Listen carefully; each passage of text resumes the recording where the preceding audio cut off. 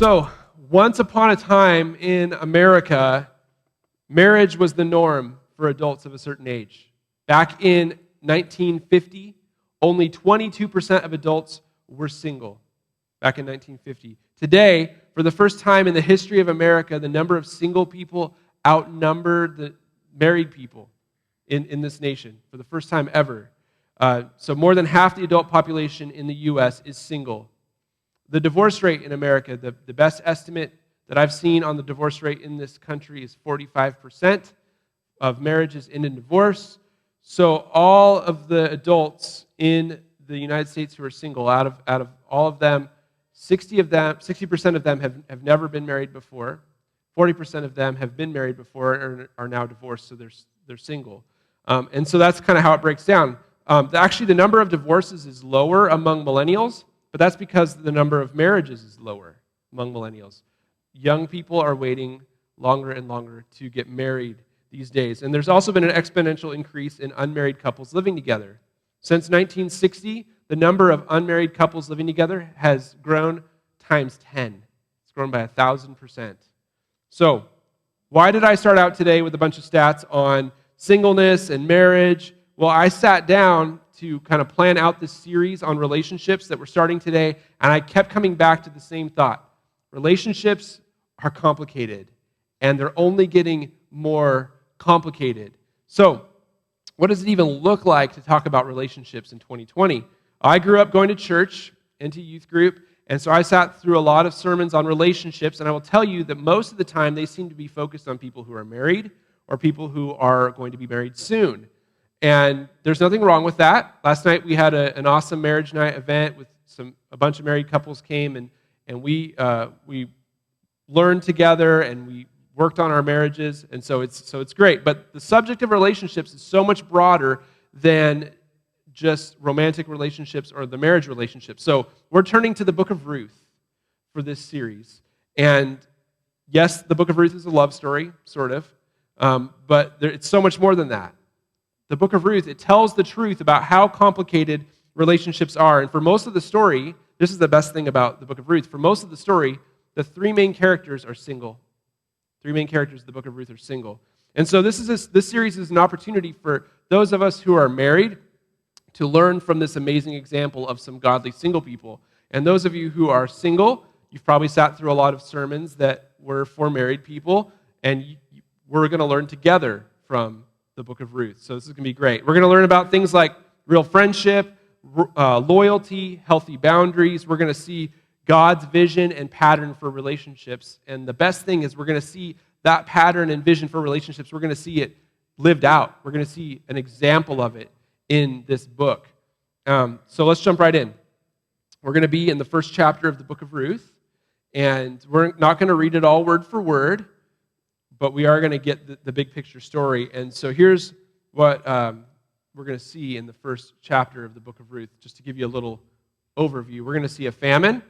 We're going to see failure. We're going to see some funerals, and we're going to see faithfulness. All right? So let's jump in. Ruth 1, verse 1. In the days when the judges ruled, there was a famine in the land. So a man from Bethlehem in Judah, together with his wife and 2 sons, went to live for a while in the country of Moab. The man's name was Elimelech, his wife's name was Naomi, and the names of his 2 sons were Mahlon and Chilion. They were Ephrathites from Bethlehem, Judah, and they went to Moab and lived there. Now Elimelech, Naomi's husband, died, and she was left with her 2 sons. They married Moabite women, one named Orpah and the other Ruth. After they had lived there about 10 years, both Mahlon and Chilion also died, and Naomi was left without her 2 sons and her husband. So now we have the setting of the book, and we're introduced to 2 of the main characters, which is Ruth and Naomi. And now I want to take a little time. I want to establish kind of the background and the cultural context of what's going on in this book, because once we have that, it makes what happens next so much more amazing. So I want to take a little time and kind of talk about what's going on here. First of all, we learn that the book of Ruth takes place in the time of the Judges, which is a time of great unrest in Israel. The time of the Judges, there was no king in Israel, and that was by design. Because the idea is that God would be the king of his people. Not some guy, but God. And so there was no king. But instead of following God, the people kind of just did whatever they want. And their wickedness would grow, and they would worship idols. And so God would have to correct them. And the way he would do that is he would have another nation come in and oppress them. He would allow another nation to come and take them over and maybe enslave them and oppress them. And so they would cry out to God, and God would raise up these leaders or judges to come, and these people would set the nation free from their oppression. The people would worship God. And then the cycle would kind of continue. There's a cycle of disobedience and oppression and then salvation from God, and it continued for about 300 years. So as you can imagine, this is a time of great unrest in the nation of Israel. The book of Ruth is a story that happens that's kind of behind that. It's a story behind a story, right? It's a small version of what's going on a bigger scale. And as you read it, you go, this is a cool story. These are regular people. Maybe nothing really significant about them, but spoiler alert, at the end of the book, you find out these people are actually extremely significant in the grand scheme of things. But you don't know that going in. All right? Now, we reread that during the time of the judges, there's a famine, which means no food. And so this guy, Elimelech, he moves his family from Israel to another country called Moab. Moab is not a good place. Okay, Moab is actually one of those nations that God would allow to come and oppress Israel from time to time, and they did not follow the God of Israel. They didn't follow him. They followed idols. And so on top of Elimelech moving his family to Moab, his sons end up marrying Moabite women. Now, we're not sure if that happened before or after he passed away, but they ended up marrying Moabite women, and this is not supposed to happen according to God's law. You're not supposed to marry people of other faiths according to his law because relationships are powerful. That's why, because relationships have the power to point us to God or away from God. And what we see is there's this pattern of bad decisions that Elimelech and even his sons have made that have put this family in a difficult spot. And that's why God's law forbids people marrying outside of the faith, because God understands this principle, that relationships are powerful. They will either point us towards God or they will point us away from him. But Elimelech chooses to put his family in a tough position. His sons marry Moabite women, and then after 10 years has passed, Elimelech and his sons have died, and they leave these women desperately alone in a foreign nation. Now, this is a brutal situation, right? Because especially in this time period, when it was much harder for widows to care for themselves, there weren't a lot of programs for that. And now Naomi is far from her family. She doesn't have a support network. This isn't looking good at all. This is a serious situation. These ladies are very vulnerable at this point. Anybody who was reading this book at the time, around the time this book was written, would understand. They would feel that tension right off the bat. Oh no, this is not a good position for these ladies to be in. They are in trouble. So we have a famine. We have Elimelech's failure and maybe even his son's failure that's left his family in a tough place. And then we have three funerals that have happened for the men in this family. And there's some very interesting things happening in the Hebrew here that this book was written in. And we lose a little bit in translation when we read it. So I just kind of want to look at that with you. First of all, Bethlehem, where Elimelech and his family is from, that means house of bread, the name Bethlehem. So there is a famine, no food, in the house of bread. That, friends, is called irony, right? And Elimelech's name means, my God is king, which is also ironic because he makes the decision to move his family to a foreign land, which is fine, except for he's not taking into account that this is where people worship idols, and the cost may be my family ends up straying from God. The people of Moab were descended from a man named Lot, you've maybe heard of. And Lot's wife died before he was able to have any sons to pass on his family lineage. So what actually happened is one of his daughters got him drunk and slept with him and had a child with her father, and that son's name was Moab. And from that son, Moab, came the nation of Moab. And so Moab means, who's your daddy? That's what it literally means. Okay, I know, it's super disturbing. So what about, it just is. Sometimes the Bible's that way. But what about Naomi and her sons? Okay, well, Naomi's name means pleasant. Okay, and we're going to see later in the story that she wants to change her name because of all the unpleasant things that have happened to her. So her name at this point is not really fitting very well either. The sons' names are Mahlon and Chilion, right? Great names.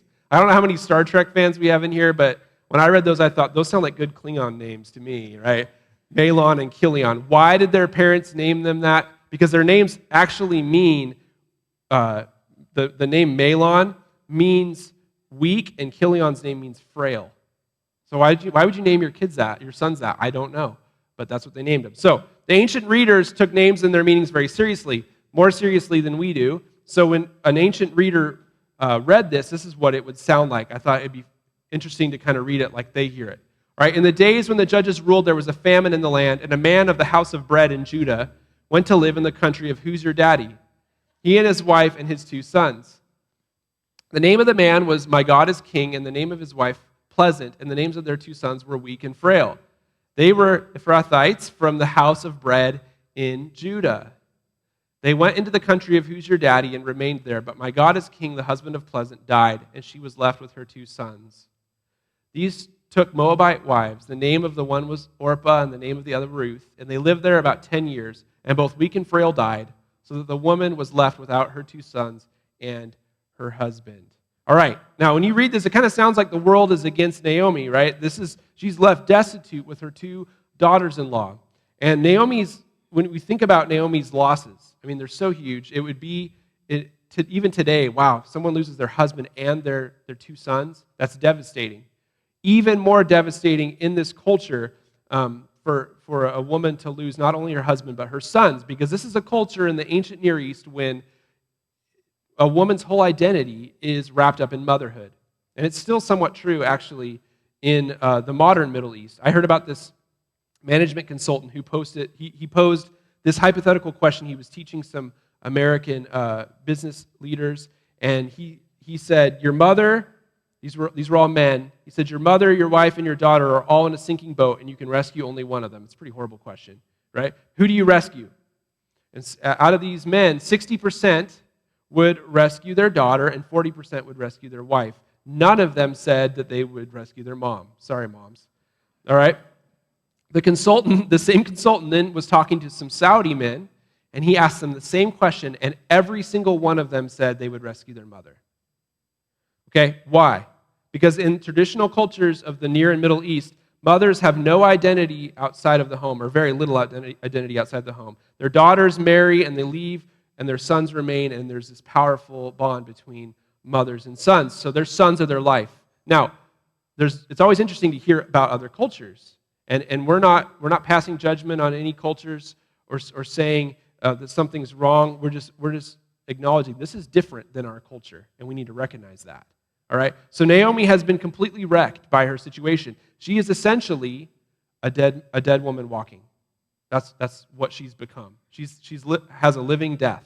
So she is so covered over by her suffering. She is so just snowed under by her suffering that she has become her pain. She is completely enveloped by her pain. Now, I don't know if you've ever been in a place like that before where you are snowed under by your suffering, where you are so overwhelmed by grief, you feel like, I am walking dead right now. I am living death. I don't know if you've ever found yourself in that place, but that's where Naomi finds herself. Her life, as she knows it, is over. Now, her daughters-in-law still have a chance because they're still young enough. They could go back. Maybe they could find some new husbands. So look what happens next. When Naomi heard in Moab that the Lord had come to the aid of his people, so now there's food in Bethlehem, by providing food for them, she and her daughters-in-law prepared to return home from there. So Naomi has one thing left. She has hope. Now, people say we need food and water and shelter for survival. I think we need to add to that list hope. I think hope is necessary for survival, and she does have hope. So she decides to go back, and she tells Orpah and Ruth to go back to their families, and maybe they will have a shot at a better life. This is what it says. Then Naomi said to her 2 daughters-in-law, go back, each of you, to your mother's home. May the Lord show you kindness as you have shown kindness to your dead husbands and to me. And then she says, may the Lord grant that each of you will find rest in the home of another husband. Now, these are some amazing words from Naomi because there's a couple of different reasons. In the original Hebrew, she uses a word, and here it's translated kindness. And this word is going to become very important, not just for today, but for this whole series. And that word is the word Hesed. It's a Hebrew word, Hesed. And Hesed is a very special kind of love and kindness. In our language, we just say kindness, right? We just say love. But this is the kind of love that God himself demonstrates. This is God's love, Hesed love. It's a sacrificial love. Remember our main point. Relationships are powerful because they can point us to God or they can point us away from God. So relationships that demonstrate Hesed love are the kind of relationships that point others to God. And despite her suffering, Naomi is showing her daughters-in-law Hesed love at this moment. She's saying, I care about you. You can't stay with me. You need to go. And even though we're going to learn she's become very bitter towards God, she expresses a blessing over these ladies from God, which is really amazing. And she assumes, this is what's really cool, she assumes that God can bless these women even in Moab. And now, that might not seem like a big deal to us, but back then, people believed that their gods were kind of hardwired to their people and their nation. So if my nation came and beat your nation, that meant my God beat up your God, basically. So the people in Moab believed that Chemosh, who was their main god, was powerful in Moab, but if you left Moab, not so powerful. And people would assume the same thing about Yahweh, who's the God of Israel, that he's powerful in Israel, not so much outside of the borders of Israel. But Naomi insists that Yahweh can bless people anywhere because he's the God of the whole universe. He's the one true God, the only God. And so when she says, may God bless you in Moab, she's saying something pretty significant here. So if these women stay with Naomi, they're only going to make it tougher for themselves to find a husband. And if they stay with Naomi, they're basically choosing the same life as her. They're choosing that same living death that she's going through. And of course, Ruth and Orpah don't want to abandon Naomi. That feels like not a good thing to do. But Naomi, it's really hard to read. We're not going to read it word for word, but she basically over and over again tells them, you need to leave, you need to leave, you need to leave. And it's really brutal. Finally, she says, return home, my daughters. Why would you come with me? Am I going to have any more sons who could become your husbands? So Orpah ends up going back to her people, finally. But Ruth insists on staying with Naomi, and what she says to Naomi is some of the greatest words ever written. This is what it says. She said, don't urge me to leave you or turn back from you. Where you go, I will go, and where you stay, I will stay. Your people will be my people, and your God, my God. Where you die, I will die, and there I will be buried. And then she goes on to say, may the Lord deal with me, be it ever so severely, if even death separates you and me. When Naomi realized that Ruth was determined to go with her, she stopped urging her to go. Naomi has shown Hesed love to Ruth, and now Ruth is doing the same thing in return. So we've seen famine, we've seen failure, we've seen funerals, and now we're seeing faithfulness put on display. And Hesed love, we see, is driven not by duty, not by legal obligation, but by this bone-deep commitment that you have to another person. This love is motivated by selflessness, not anything that the other person can do for you. There's nothing that binds Ruth to Naomi other than this commitment that she has. Hesed is one-way love. It's love without an exit strategy. That's what Hesed love is. So this kind of love points others to God, and it has God as its source. This kind of love is not possible outside of God. Right? It really isn't. Hesed love is brave. Hesed love is vulnerable. C.S. Lewis talks about how vulnerable this kind of love is, how much risk it puts you in. And this is a pretty amazing quote. He says, there is no safe investment. To love at all is to be vulnerable. Love anything and your heart will certainly be wrung and possibly broken. If you want to be sure of keeping it intact, you must give your heart to no one. Wrap it carefully round with hobbies and little luxuries. Avoid all entanglements. Lock it up safe in the casket or coffin of your selfishness. But in that casket, safe, dark, motionless, airless, it will change. Your heart will not be broken. It will become unbreakable, impenetrable, irredeemable. So Ruth is taking this huge risk, putting herself out there and sticking with Naomi. So here's how one scholar puts it. You've got to think about it like this. Ruth took on the uncertain future of a bitter widow in a land where she knew no one, enjoyed few legal rights, and given the traditional Moabite-Israelite rivalry, faced possible ethnic prejudice.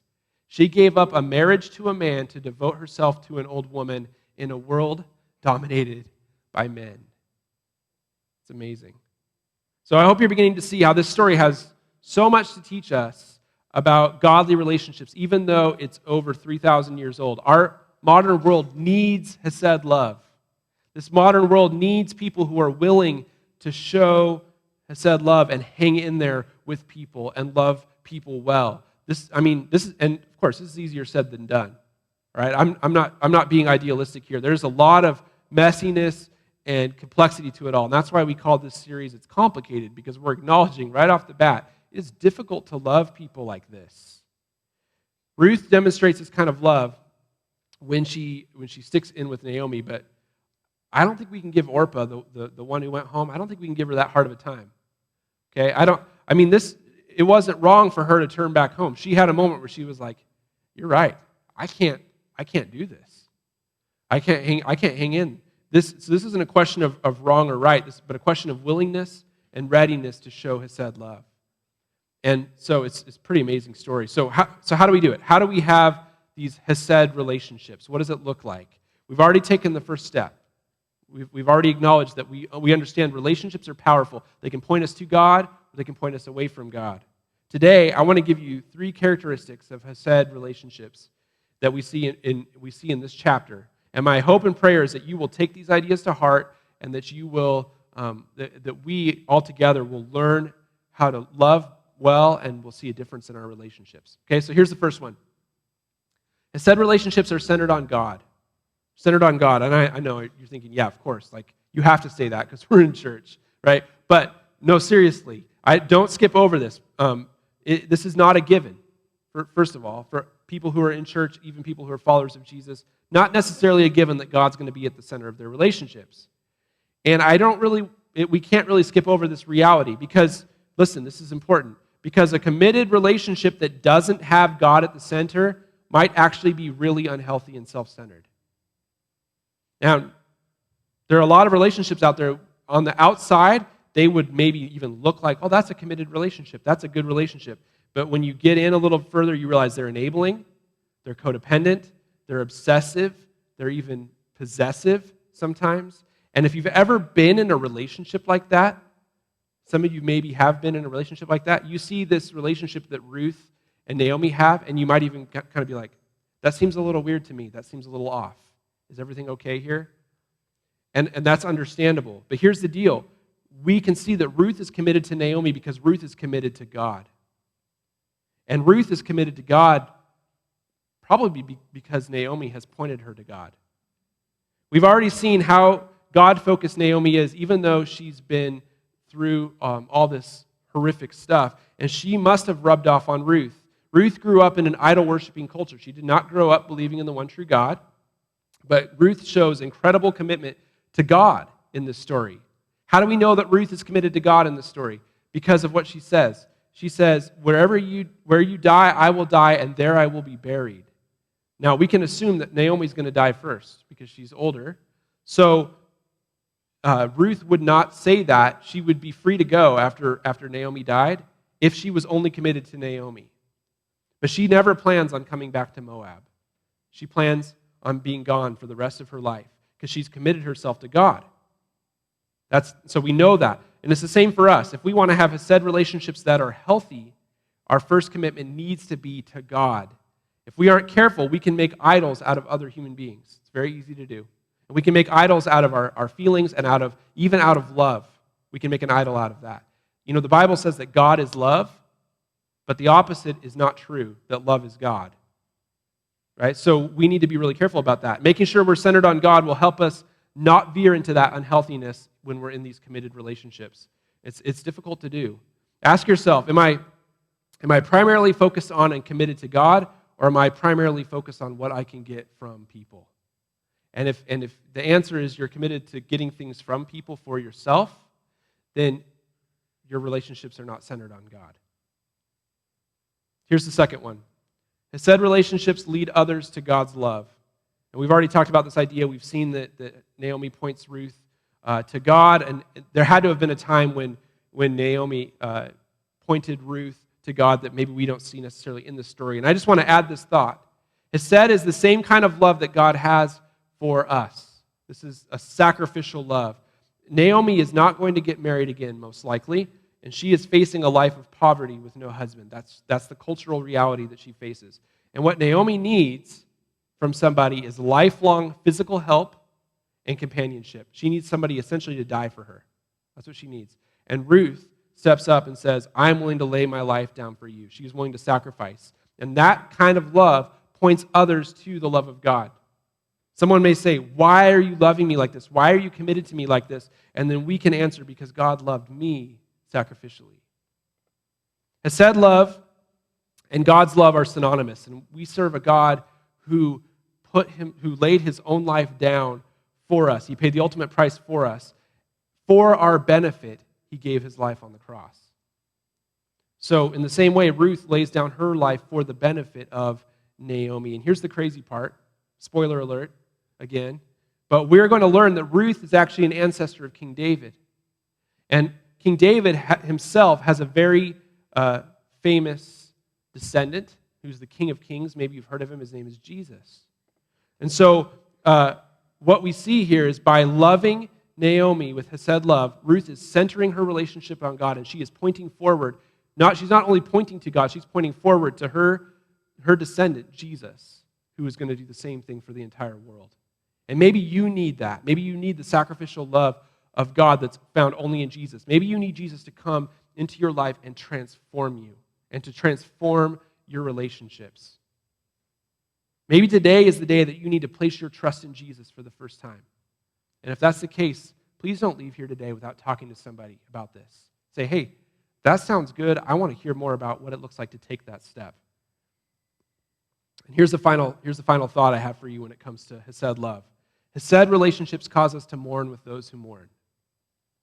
And what do I mean by this? Well, look what comes next in the story. It says, so the two women went on until they came to Bethlehem, and when they arrived in Bethlehem, the whole town was stirred because of them. And the women exclaimed, can this be Naomi? Don't call me Naomi, she told them. Call me Mara, because the Almighty has made my life very bitter. I went away full, but the Lord has brought me back empty. Why call me Naomi? The Lord has afflicted me. The Almighty has brought misfortune upon me. So Naomi has been gone for 10 years, and she comes back, and the town's all stirred up because she's back. And then she tells them, don't call me Naomi anymore. Call me Mara, which means bitter. She tells them, my name's not pleasant, my name's bitter. And it's a pretty striking statement where we get to see just how deep her grief is. It's deep, it's dark. And she's angry at God, she blames God, and now we read this, and some of us might find these words kind of disturbing, like, hey, they're just a little bit too honest, a little bit too raw. You know, author Paul E. Miller says this about Naomi's words. He says, we instinctively clamp down with our theology and say, hey, Naomi, God is orchestrating this. He's in control. Don't blame him.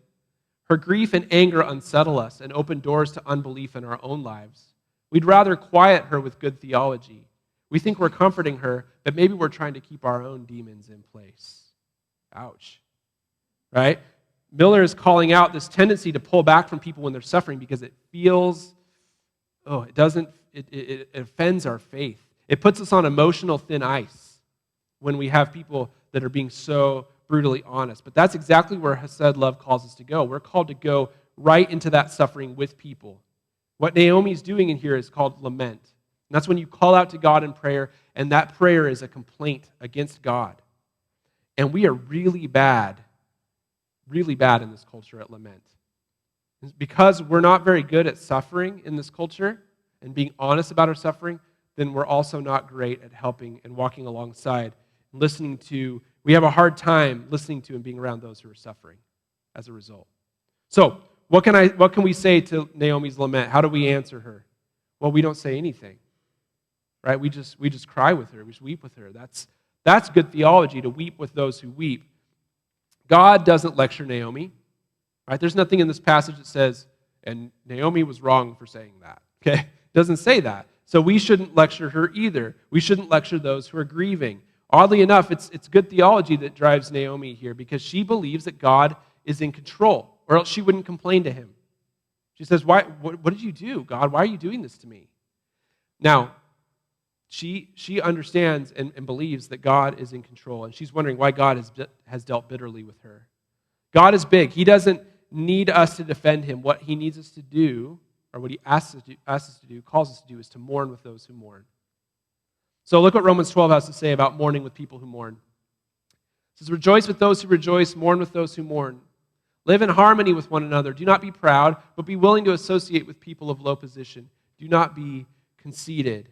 Now, these verses imply that we often don't mourn with people because we're not willing to associate with their suffering.